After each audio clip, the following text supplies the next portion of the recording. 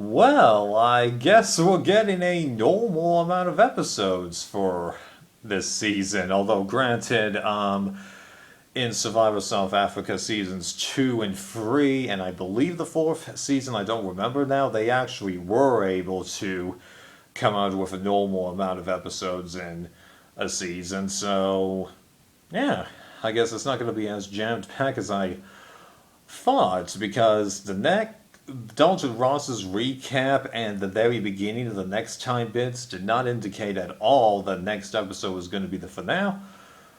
So it's nice to only have like two boots in a finale like the older days. Come on. What are these people's problem? Anyway, wait. Getting into the actual episode itself, yeah, it really is crazy that Xander, after all of this craziness, is now the person that no one is talking about. Just, what is going on? Just, how? I can't think of somebody else who has had this crazy of a roller coaster ride in Survivor history. Like, this is crazy. Just how long can he keep this going? And also, Erica got another, somewhat moment to shine here, although, given how, Xander played his extra vote at the Tribal Council, it didn't matter as much, because, we've learned with the Heather versus Nasir vote that if somebody plays an extra vote, that vote seems to carry over to the next round, albeit I don't know if that applies to somebody who is actually involved with the tie. We don't know that yet. But Xander was not involved with the tie, so his vote would have carried over, so even if Erica had gone to the other side, in theory, it would have just resulted in another free tie, despite there being an odd number of people voting. But then, of course, if no one flips, Ricard and Liana become safe, and then it's Erica versus Xander and Heather drawing rocks, and we all know how that turned out in Blood vs. Water. Right. When it was that 2-1 situation, but of course, it's a 1 out of 3 shot, you know. And Tyson stating that he wanted to be the last person to draw a rock, did very convincingly improve his chances, if you ask me. You know? Actually, you could just as easily argue that. So never mind, I just shot myself in the foot, didn't I? Right.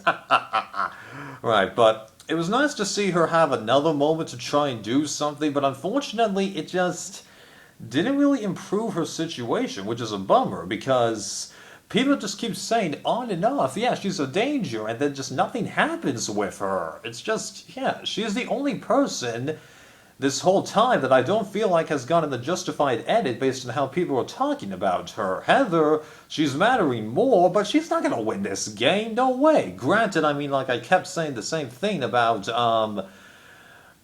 Deshawn, but he almost got booted this time. And then there's Xander. Who knows what's going on with Xander?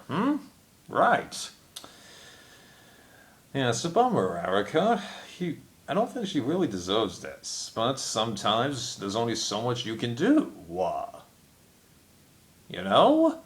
Like Joe in Cambodia. He was safe for so long, and then it just got taken away from him. Not the safety, just his options.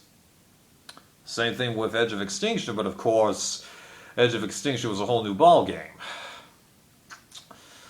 Immunity challenge, well, the only funny thing that I'll say about that was that, when I saw the actual challenge going on, I'm thinking it's either going to be Danny or Deshawn out first. Well, Deshawn was out first, and Danny won immunity, so 1 out of 10 shot of getting that right in terms of the bookends.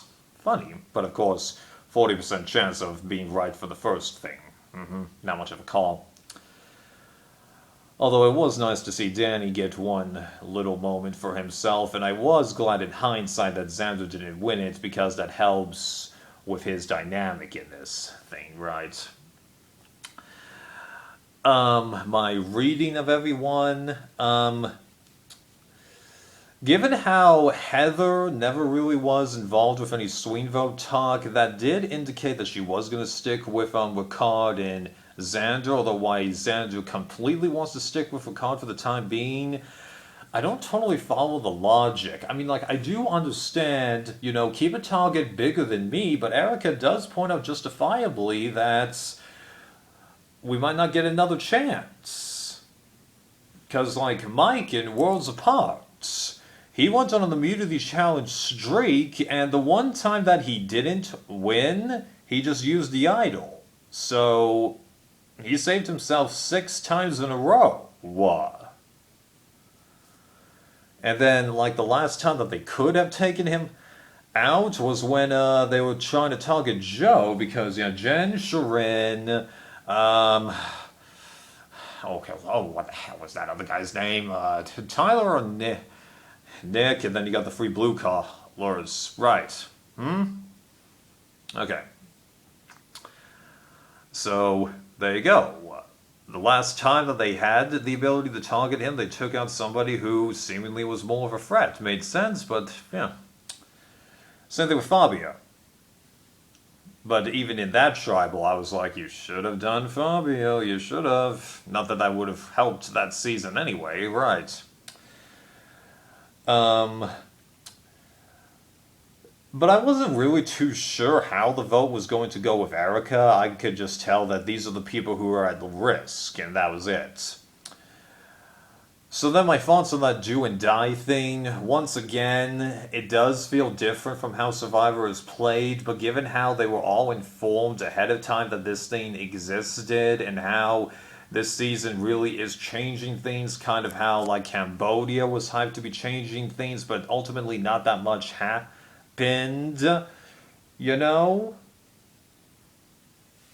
But it's not an oh my god bad situation, it's just different because it is a level playing field. Sure, it's random chance, but that there's nothing that are trying to be put in there. Like, if this was on Big Brother, well, it wouldn't exactly be random, odds are, Right. So, it's being the first one, whatever. I'm sure that they just... somebody reached into a hat and pulled out the number of 1, 2, or 3, or they just... somebody mixed them up off camera, and then they said, okay, so we just need you to lay them out in this order. There. Had I been there, I don't know which one I would have chosen, but I wouldn't have chosen the third one, because my gut was telling me it's just not in the third one. I don't know why. Again, random chance. So him saving himself, okay, fine. Makes things a tiny bit more interesting anyway with how things are going to continue, because we're just seeing what almost would have happened anyway, because Deshaun was the target to be booted, but once again is able to save himself somehow. So yeah, now for sure I think that this is a record of this happening.